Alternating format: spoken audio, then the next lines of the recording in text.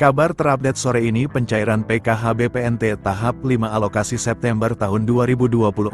Nah berikut ini struk cairnya, semoga yang lain cepat menyusul cair, amin.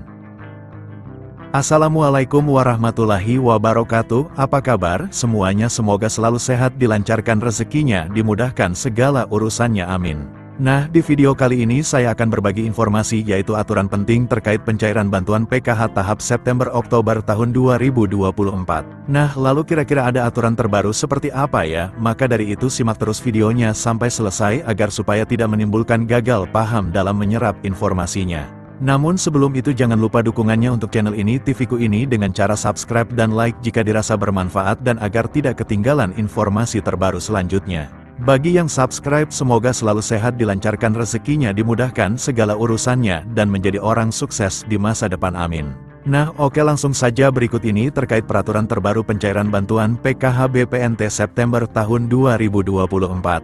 Nah perlu diketahui bahwasanya pencairan bantuan PKH di tahun 2024 itu masih sama ya, pencairannya melalui kartu KKS dan nominalnya pun bisa berbeda-beda ya, tergantung komponen yang dimiliki. Nah, selain itu juga sudah ada peraturan yang sudah ditetapkan dalam hal pencairan PKH di tahun 2024.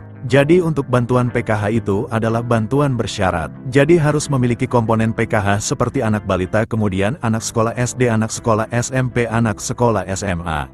Kemudian penyandang disabilitas berat dan juga komponen PKH lansia, serta komponen ibu hamil.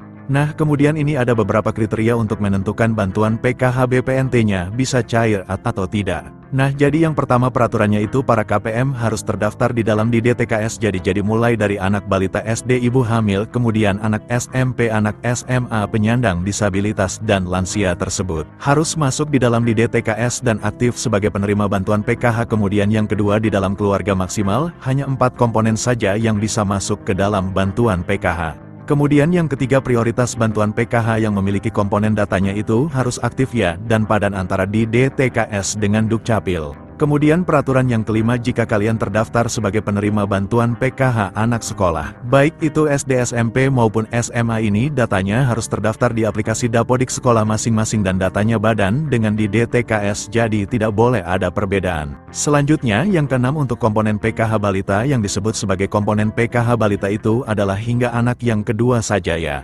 Apabila ada balita ketiga ataupun balita keempat dan seterusnya, maka sudah tidak dapat dibilang penerima bantuan PKH lagi ya, karena dibatasi sampai balita kedua saja. Selanjutnya peraturan ke-8 untuk komponen disabilitas, jadi maksimalnya itu ada 4 orang ya yang bisa menerima bantuan PKH. Kemudian selanjutnya untuk komponen lansia, peraturannya adalah yang dibilang komponen PKH lansia sama seperti penyandang disabilitas, yaitu maksimal 4 orang saja. Kemudian peraturan selanjutnya untuk komponen lansia tersebut itu usianya harus mencapai minimal umur 60 tahun ke atas. Selanjutnya untuk komponen cucu itu juga bisa masuk ke dalam pencairan bantuan PKH asalkan lolos sebagai penerima dan memenuhi persyaratan. Kemudian peraturan selanjutnya untuk komponen ibu hamil, jadi yang dianggap atau dibilang komponen PKH ibu hamil adalah hanya sampai kehamilan yang kedua saja ya, jadi apabila memilih yang ketiga kalinya atau keempat kalinya itu sudah tidak bisa dapat bantuan PKH. Kemudian juga memiliki anak yang normal, yang bersekolah di jenjang SD, sedangkan untuk yang nominal penyandang disabilitas dan anak sekolah SD itu nominalnya berbeda-beda, lebih besar penyandang disabilitas SD.